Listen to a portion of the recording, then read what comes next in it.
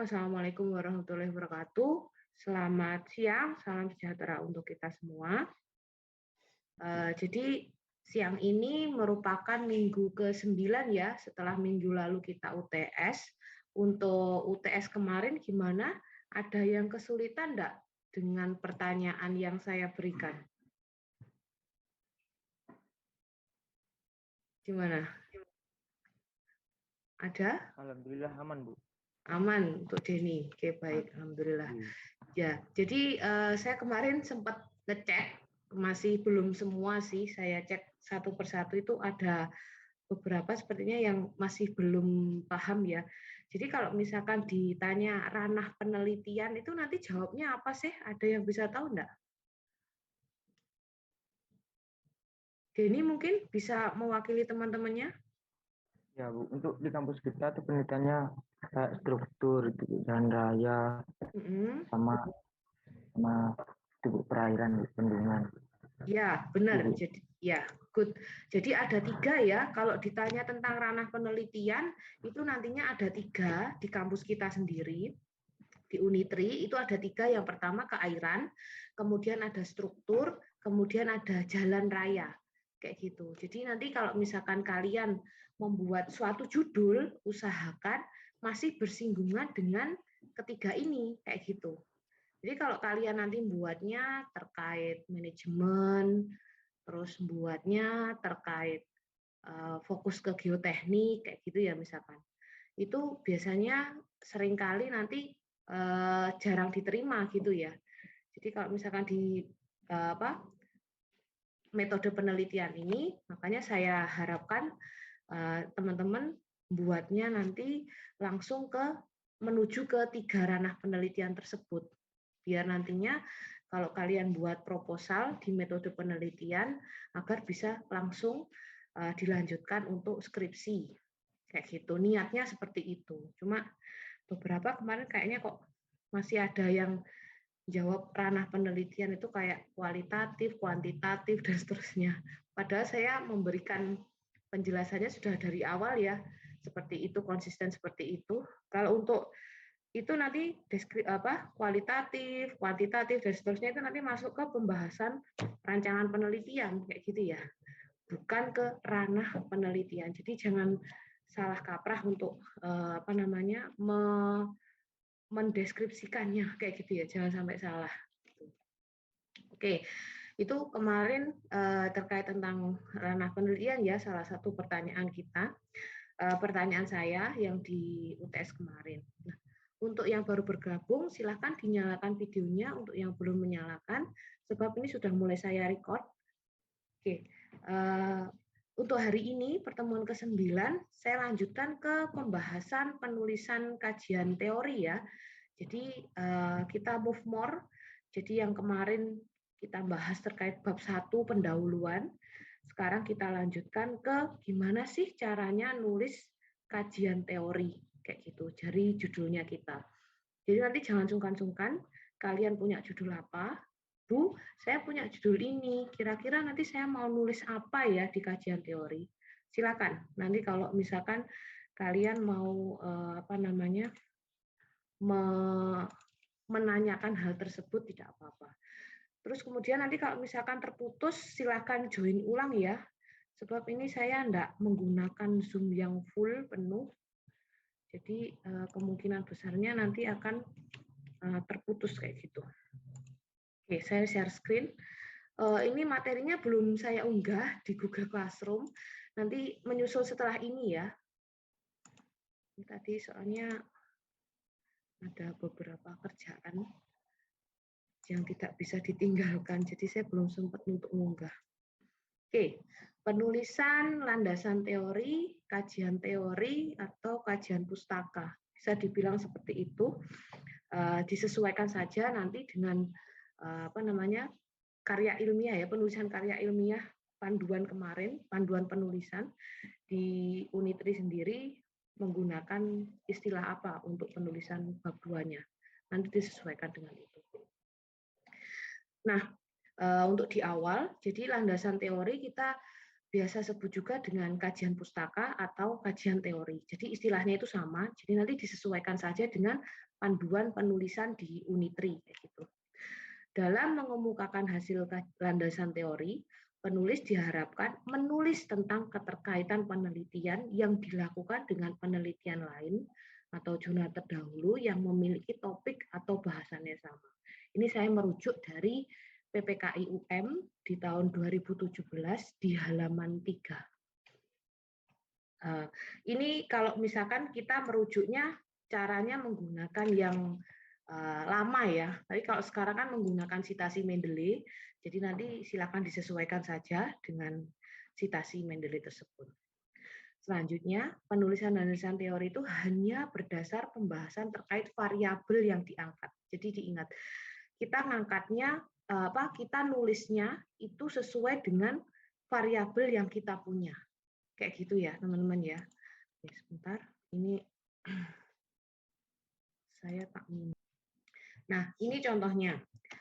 Misalkan saya menulis terkait kecelakaan lalu lintas kayak gitu. Nah, berarti nanti untuk di landasan teorinya saya bisa menulis tentang jenis tabrakannya, kerugian material, kemudian waktu kejadian. Jadi secara garis besar landasan teori, kajian pustaka atau kajian teori ini berkaitan erat nanti namanya dengan desain survei. Desain survei sendiri itu ada di bab 3 ya nantinya. Nah, nanti kalau kita menulis itu akan terkait dengan desain survei tersebut. Kebetulan contohnya ini kecelakaan lalu lintas ini ya. Misalkan kecelakaan lalu lintas di ruas jalan Caruban Ngawi, misalkan seperti itu. Jadi fokusnya kita kan di kecelakaan lalu lintasnya. Kalau kita jabarkan, penelitian ini merupakan rancangan penelitiannya nantinya masuk ke kuantitatif dengan jenis penelitiannya adalah deskriptif. Jadi di situ nanti kalau misalkan kita jabarkan kecelakaan lalu lintas sendiri ini, di dalamnya kita ngomong ini kan kecelakaan lalu lintas sebagai variabel. Di dalamnya ada subvariabel. Jadi subvariabel itu bagian dari variabel, itu ada jenis tabrakan, kerugian material, waktu kejadian, dan seterusnya. Itu ada banyak ya, nanti sekitar 9-an kayak gitu. Nah, kesemuanya ini nanti kita bahas di landasan teori. Gitu. Nah, sampai di sini ada yang ingin ditanyakan terkait ini pembuatan penulisan penentuan variabel kemudian subvariabel, barangkali masih ada yang bingung. Silakan. Semuanya sudah paham tentang variabel dari judulnya masing-masing? Ada yang ingin itu saya beri contoh? Misal punya Denny, silakan Den. Ini kebetulan yang kelihatan. Iya, Bu. Ya. Saya, Bu. Oke, judulmu apa Den kalau punya Denny? Judul saya pengaruh penambahan batu kapur sebagai pengganti portan semen terhadap kuat tekan beton. Iya, berarti fokusnya nanti ada di sini ya, di batu kapur. Oke, sebentar. Jadi ada batu kapur ya. Batu kapur. Kemudian ada semen ya. Portland semen. Ada semen, terus kemudian ada kuat tekan ya, Den ya. Kuat tekan beton. Kuat tekan beton. Nah, dari sini fokusnya nanti kalau untuk tulisannya Denny jelas ya, nanti ada di batu kapurnya ini, kemudian semennya, dan kuat tekan beton. Jadi pembahasannya nanti yang secara global, yang pertama akan membahas tentang betonnya dulu, beton itu apa. Jadi nanti Denny akan menjelaskan tentang beton, terus kemudian strukturnya beton itu biasanya agregatnya, penjelasan terkait agregat gitu ya, Den. Itu nanti apa saja. Terus kemudian baru masuk ke pembahasan ke batu kapur, kemudian pembahasan terkait tentang semen sendiri, semen itu sebenarnya komposisinya apa, kayak gitu. Ya, batu kapur juga terkait tentang komposisinya juga. Terus yang terakhir baru bahas tentang kuat tekannya. Kayak gitu, fokus ke kuat tekan. Gimana sih cara kita mengetahui kuat tekan beton ini? Jadi tahapannya apa saja? Alat-alat apa saja yang digunakan? Nah, nanti bab 2-mu secara garis besar isinya tentang ini. Kayak gitu, Den. Ya, Bu. Nah, terus kemudian nanti kalau misalkan masuk di bab 3, nanti kan sebelum masuk ke bagian alir yang bagian terakhir itu kan ada desain survei namanya ya, Den ya. Nah, nanti tinggal ditulis terkait tentang batu kapur misalkan. Variabel utama batu kapur, subvariabelnya nanti mau melihatnya apa saja di situ. Misalkan yang pertama nanti kandungannya kayak gitu ya. Harus ada jurnal rujukannya ya ini ya, Den. Jadi nanti kalau misalkan bahasan tentang batu kapur, kamu ngambil dari jurnal apa, melihatnya di apa. Semen juga seperti itu. Semennya ini nanti mau melihatnya juga yang di mananya. Kuat tekan juga gitu. Saya rasa untuk judulmu ini jurnal terdahulunya sudah ada. Kamu sudah coba cari belum? Udah, Bu. Kebetulan ada banyak. Ada ya, ada banyak ya. Jadi nanti nggak kesusahan untuk melaksanakan. Mungkin hanya tempatnya aja yang beda untuk pengambilan batu kapurnya. Jadi nanti kamu lebih tekankan di bab 3 nanti tempat pengambilan batu kapurnya, Den. Ini punyamu ini masuk ke kuantitatif eksperimen. Jadi kalau eksperimen berkutatnya di lab. Kayak gitu ya, Den ya nanti ya.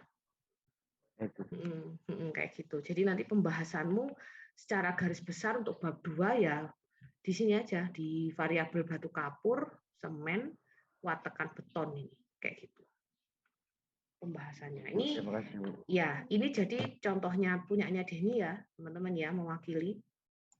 Oke, saya lanjutkan untuk pembahasannya. Nah, tinjauan pustaka atau landasan teori atau biasa disebut dengan kajian pustaka sama ya, nantinya jangan sampai bingung. Jadi saya ngambil dari tulisannya Castetter dan Heisler di tahun 84.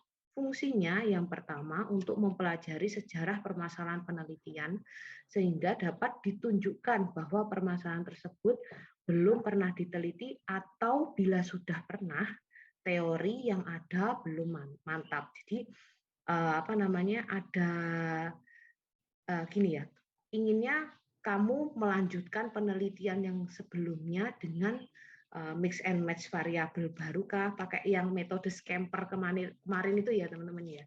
Jadi mix and match dengan variabel atau ingin mengemukakan, ingin memperbaiki penelitian terdahulu sebab penelitian terdahulu ada catatan yang ditujukan kepada peneliti selanjutnya kayak gitu. Kemudian untuk membantu pemilihan cara penelitian dengan belajar dari pengalaman peneliti sebelumnya. Jadi peneliti sebelumnya menemukan kendala terkait tentang variabel A, misalkan seperti itu. Jadi kamu sebagai peneliti selanjutnya melanjutkan dengan catatan tersebut, memperbaikinya, kayak gitu. Selanjutnya, untuk memahami kerangka latar belakang teoritis dari permasalahan yang diteliti. Jadi, pemahaman tersebut ditulis tersendiri sebagai landasan teori. Kemudian, untuk memahami kelebihan atau kekurangan studi-studi terdahulu. Jadi, tidak semua penelitian itu menghasilkan temuan yang valid, mantap ya, tapi kemungkinan ada kekurangannya. Untuk menghindari duplikasi yang tidak perlu. Hasil fungsi ini ditulis sebagai keaslian peneliti. Jadi terkait tentang plagiasi ya, usahakan judul, kemudian bahasan yang kalian ambil itu tidak sama dengan jurnal-jurnal terdahulu. Kalau misalkan sama, itu nanti masuk ke plagiasi. Dan itu hukumnya haram untuk seorang peneliti. Kayak gitu. Yang terakhir, untuk memberi penalaran atau alasan pemilihan permasalahan, ini hasil fungsi ini ditulis sebagai latar belakang ya. Jadi alasan permasalahan kenapa kalian ngambil judul tersebut, terus kemudian alasan permasalahan kenapa kalian mengambil topik variabel tersebut kayak gitu. Itu nanti biasanya masuknya di latar belakang. Dan ini kalian sudah mencoba mengerjakan di tugas kemarin ya, bab 1 kemarin kayak gitu. Nah, saya ingatkan lagi bahwasanya penulisan tinjauan pustaka sendiri atau landasan teori itu berkaitan dengan variabel ya. Jadi kalau kalian nantinya tidak memahami apa variabelmu, keywordmu di penelitian nanti, pasti untuk penulisan tinjauan pustaka ini pasti akan lebih agak bingung kayak gitu nantinya. Gitu. Jadi kalian harus memahaminya. Oke, tinjauan pustaka sendiri mempunyai arti peninjauan kembali pustaka-pustaka yang terkait, review of related literatur kayak gitu. Jadi nanti di dalam bahasannya, misalkan kayak punya Denny tadi, batu kapur kayak gitu. Pengertian batu kapur itu apa, ngambilnya dari jurnal apa atau buku apa, nanti disitasi, diberi rujukan kayak gitu ya. Jadi nggak cuma nulis pengertiannya aja, tapi wajib setiap kali kamu menulis memberikan rujukannya kayak gitu. Pun juga kalau misalkan kalian menulis di tinjauan pustaka, itu tidak boleh hanya menulis saja ya, sekedar menulis, tapi maksudnya sekedar menulis copy paste seperti itu enggak, tapi seperti tips yang saya berikan, ini untuk menghindari plagiasi ya. Jadi kalian membaca jurnal atau buku yang sudah kalian gunakan sebagai sebagai literatur kalian, terus kemudian kalian pahamnya apa, itu nanti yang kalian tulis. Kayak gitu. Jadi itu untuk cara untuk menghindari namanya plagiasi. Kayak gitu ya.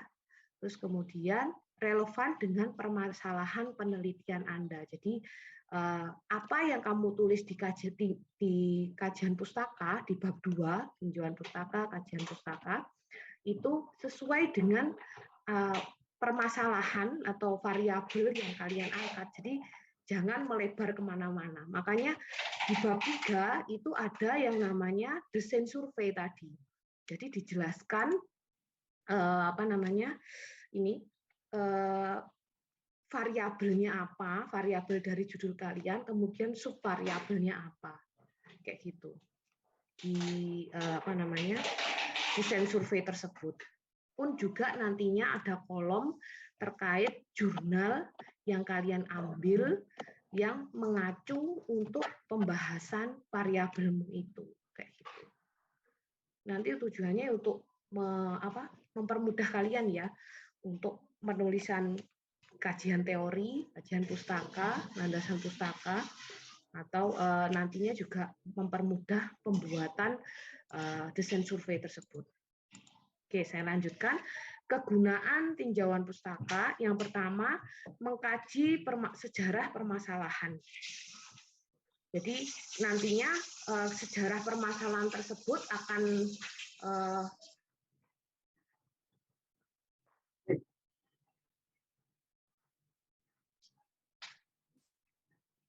Oke, saya lanjutkan mengkaji sejarah permasalahan. Jadi nantinya kalian akan tahu sejarahnya, pengertiannya di awal terkait variabelmu kayak gitu ya. Jadi variabelmu itu terkait tentang apa, nanti kalian akan tahu sejarahnya seperti apa. Membantu pemilihan prosedur penelitian. Nah, membantu pemilihan prosedur penelitian ini, jadi nanti dari kajian teori tersebut kalian akan tahu kenapa sih sebenarnya saya mengangkat penulis mengangkat variabel ini kayak gitu. Tahapannya akan lebih gamblang untuk menuju ke bab 3-nya kayak gitu. Kemudian mendalami landasan teori yang berkaitan dengan permasalahan.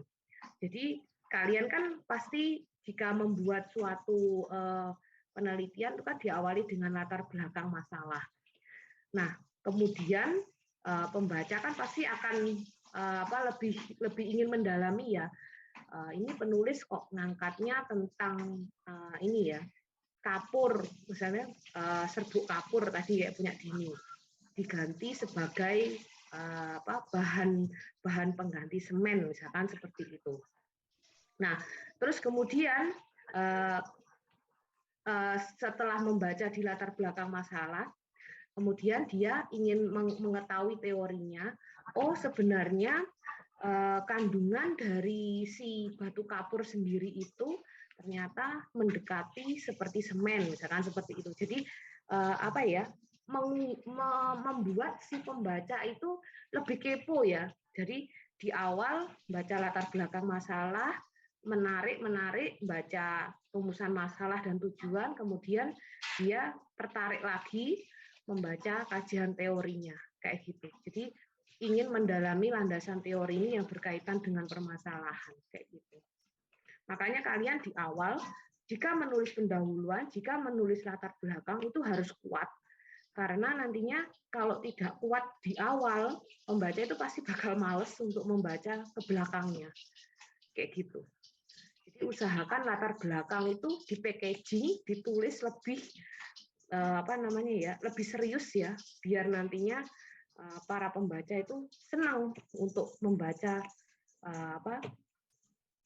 skripsimu kayak gitu, proposalmu. Kemudian mengkaji kelebihan dan kekurangan penelitian terdahulu. Nah, di kajian teori, kajian pustaka, itu nantinya juga akan dibahas tentang kekurangan dan kelebihan penelitian terdahulu, sebab kalian kan ngambilnya nanti dari jurnal-jurnal terdahulu ya, atau buku-buku pendukung. Tuh. Menghindari duplikasi penelitian. Nah, duplikasi penelitian atau plagiat, ini saya tekankan bahwasanya jangan copy paste, tapi kalian baca, kalian pahami, baru kalian tulis di pekerjaanmu. Kamu nyampainya apa sih terkait tulisan ini? Terus kemudian jangan lupa di belakangnya diberi rujukan. Kamu ngambilnya dari mana? Kayak gitu. Dan yang terakhir, menunjang perumusan masalah. Sebab rumusan masalah sendiri itu kan kajian teori sendiri itu tidak jauh dari rumusan masalah, karena nantinya rumusan masalah ini kan yang akan dibahas di bab 4. Jadi bab 4 sendiri itu isinya nanti pembahasan rumusan masalahmu. Kan kalian melaksanakan penelitian ngambilnya dari rumusan masalah tersebut, kemudian dibahas di bab 4 dengan ditunjang dari kajian teori nantinya untuk pembahasannya. Jadi rumusan masalah itu tidak hanya, hasil dan pembahasan tidak hanya berupa hasil, tapi wajib dibahas yang notabene pembahasannya itu ngambilnya dari kajian teori. Kayak gitu. Ini untuk kegunaan tinjauan pustaka atau kajian teori atau landasan teori. Itu ya. Jadi ini penjelasan secara umumnya. Kajian teori itu uraian atau review dengan jelas serta mendalam kepustakaan yang berhubungan dengan masalah yang akan diteliti, penjelasannya. Untuk kerangka konseptual, ini menjelaskan variabel yang diteliti serta kaitan antar variabel tersebut. Jadi nanti kalau kerangka konseptual ini akan berhubungan dengan desain survei tadi ya, gitu. Nah, ini yang berkaitan dengan tinjauan teoritis. Jadi pasti akan ada beberapa pertanyaan. Yang pertama, teori apa yang dapat mendukung penelitian? Kemudian dari mana kita dapat teori pendukung penelitian?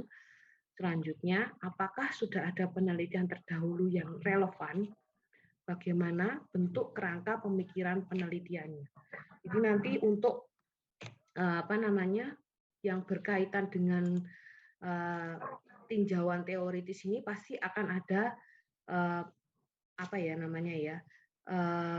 keterkaitan dari 4 pertanyaan ini, kayak gitu. Jadi tadi yang salah satunya yang sudah saya singgung itu, apakah sudah ada penelitian terdahulu yang relevan, kayak punya Denny tadi ternyata sudah ada jurnal terdahulunya, kayak gitu. Jadi usahakan ada jurnal terdahulu, biar kalian nanti kalau misalkan nulis, itu nggak terlalu susah, kayak gitu ya. Karena mengingat level kalian kan masih di sarjana, jadi perlu untuk ada apa ya namanya ya, ada penelitian terdahulunya kayak gitu, biar enggak bingung mulainya penelitian itu. Nah, kita masuk ke sumber pustaka. Sumber pustaka itu tadi saya sudah nyinggung terkait dengan jurnal. Kemudian yang pertama abstrak hasil penelitian. Ini bisa diambil. Jadi kalian nanti kalau misalkan searching dari jurnal-jurnal, maunya ngambil dari abstraknya, boleh, nggak apa-apa. Kemudian ada indeks, ada review jurnal, kemudian ada jurnal sendiri, buku referensi, dan internet. Untuk internet sendiri, usahakan ngambilnya itu tetap yang jurnal ya. Jadi jangan ngambil dari Wikipedia dan seterusnya seperti itu. Apa ya? Iya, Wikipedia, terus Google apa itu. Ya, pokoknya yang sumbernya kurang akurat itu jangan diambil. Yang jelas kalau dari internet ya jurnal jurnal proceeding atau memang dia benar-benar jurnal. Karena kan ada 2 versi ya namanya jurnal. Kayak gitu. Terus kemudian ngambil dari berita bisa, berita pun juga harus berita yang benar-benar akurat. Jadi misalkan dari kompas.com dan seterusnya kayak gitu. Jangan blog milik pribadi, milik orang. Karena kayak gitu kurang akurat biasanya. Kayak gitu. Itu sumber pustaka. Jadi kemudian ini untuk indeks, mungkin teman-teman masih bingung terkait indeks. Jadi indeks ini menyediakan judul-judul buku yang disusun berdasarkan deskripsi utama masing-masing buku, tetapi tidak menyediakan abstraknya. Ini untuk yang indeks. Nanti contohnya indeks silakan dicari sendiri.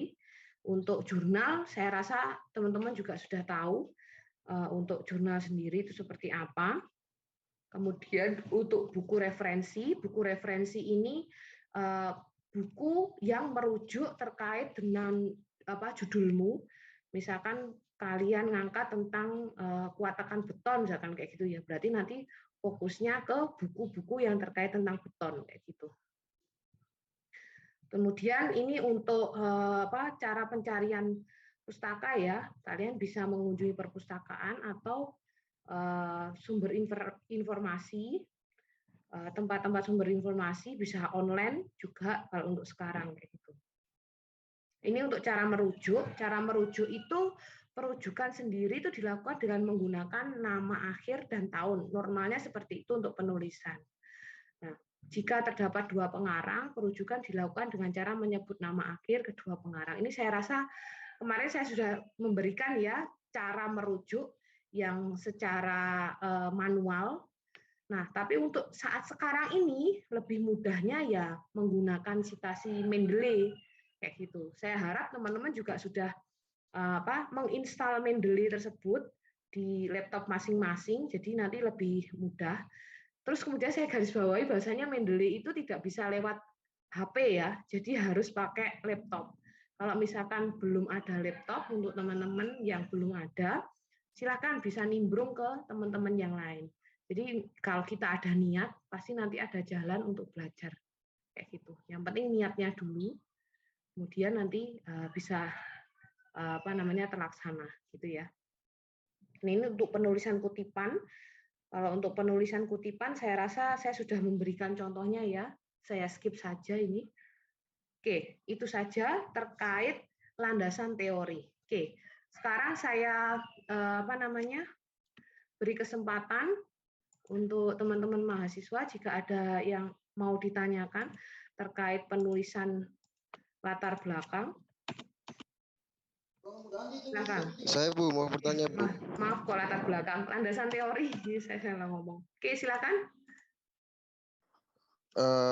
Ilham? Ini Bu, sebelum saya bertanya, saya mau Hmm. konfirmasi dulu Bu.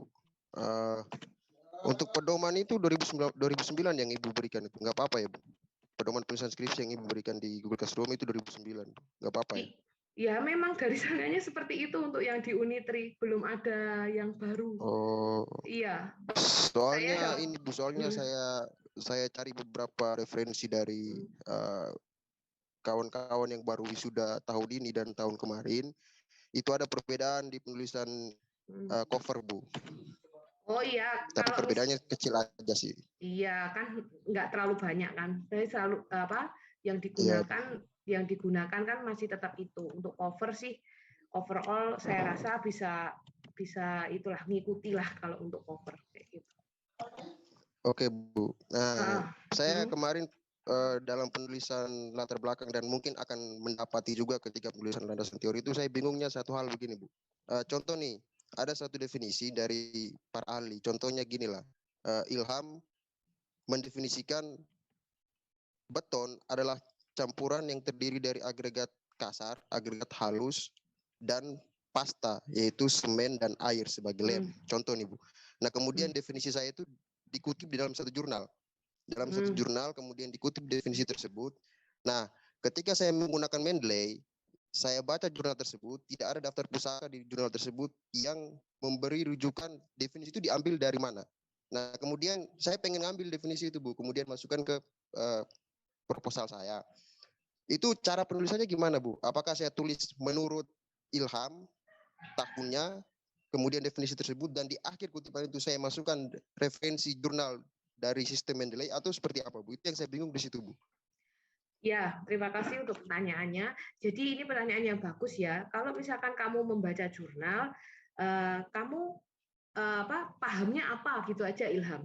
Nah, kemudian kemudian itu kamu tulis di skripsimu, di proposalmu, terus kemudian di akhirnya atau di awalnya itu kamu ngambil dari jurnal apa, yaitu kamu tulis sesuai dengan sitasi Mendeley, bukan kok nulisnya secara manual, enggak. Kita berarti iya Bu, kalau itu saya paham Bu. Cuma yang saya bingung itu kan si penulis jurnal itu kan mengambil referensi dari orang lain juga Bu, definisinya orang lain tuh. Kalau sumpama saya nggak masukkan menurut di awal redaksi itu menurut si tokoh tersebut, dan kemudian di akhir saya masukkan sitasi Mendeley dengan jurnal tersebut, itu kan berarti dalam pemaknaan saya nggak menghargai dong Bu yang memberi definisi atau teori tersebut Bu. Iya, oke, baik. Jadi kalau misalkan kamu tetap ingin menggunakan sitasi dari jurnal yang sebelumnya, saya saya sarankan jadi ya kamu ngambil aja dari jurnal yang dia tulis. Jadi misalkan saya nulis pengertian beton, kemudian saya ini ngutip dari tulisanmu, dari tulisannya Ilham misalkan seperti itu. Nah, saya ngambil aja jurnalnya Ilham, saya cari jurnalnya Ilham. Jadi saya tidak menggunakan jurnal ini, tapi saya langsung menggunakan jurnalnya Ilham. Oke, siap. Berarti sumber aslinya Bu, sumber pertamanya sumber gitu. awal, Oke, siap. Ya, sumber awal. Karena sebelum adanya Mendeley ini, penulisannya secara manual adalah dalam-dalam, dan penulis usahakan jangan menggunakan dalam-dalam ya. Jadi lebih baik menghindari tersebut, langsung aja ke penulis pertamanya. Kayak gitu. Oke, paham Bu, paham. Ya, itu aja Bu, makasih banyak Bu. Iya, sama-sama. Next, silakan. Ada yang mau bertanya lagi terkait kajian teori? Silakan. Oke, jadi saya ingatkan ya, bahwasanya metode penelitian sendiri itu terlihat sepele, tapi kalau kalian itu tidak telaten, tidak ulet untuk mengerjakannya, biasanya di akhir itu akan kebingungan, merasa kebingungan. Karena kenapa? Ini tidak bisa instan untuk mengerjakannya. Kalian akan banyak baca, kayak gitu. Kalau kalian, ini kan dituntut untuk baca ya, banyak baca ya. Kalau kalian kerjakannya di akhir-akhir, pasti semalam itu, sistem kebut semalam itu nggak selesai. Kayak gitu. Jadi saya harapkan teman-teman kerjakannya itu jauh-jauh hari dicicil sedikit-sedikit. Jadi saya tegaskan ya bahwasanya untuk penulisan metode penelitian ini tugas akhir proposal itu tidak bisa secara instan ya dibuat sistem kebut semalam dengan cara kamu copy paste. Jadi saya harapkan untuk kerjaan kalian itu memang sudah di-prepare ngerjakannya mending sedikit-sedikit saat tiap hari gitu ya, sedikit-sedikit untuk pembahasannya, terus kemudian nanti di akhir tidak keburu-buru kayak gitu. Jadi untuk kerjaan ini tidak bisa dikerjakan semalam. Nanti kalau tambah semalam tambah bingung kalian nantinya ngerjakan kayak gitu. Karena ini kemarin saya lihat kerjaan kalian beberapa itu kok nggak karuan gitu ya. Jadi ngerjakannya itu yang niat untuk ngerjakan, ya walaupun namanya menulis itu butuh kejelian, ketelitian, tapi tetap saja kalau misalkan kita ngerjakannya itu sedikit-sedikit, nggak keburu, itu hasilnya lebih baik daripada yang terburu-buru dengan pakai sistem kebut semalam. Kayak gitu ya teman-teman ya. Hindari hal yang seperti itu. Mengingat kalian sendiri nantinya kan juga outputnya kerjakan skripsi. Dan skripsi sendiri itu enggak bisa kalau misalkan dikerjakan selama semalam. Harus sedikit-sedikit. Kayak gitu ya. Oke. Silakan jika ada pertanyaan yang lagi, next. Pertanyaan yang lain terkait landasan teori. Atau ada yang masih bingung? Atau ada yang masih bingung terkait variabel yang digunakan? Silakan. Tidak ada, Bu. Tidak ada untuk Charlie.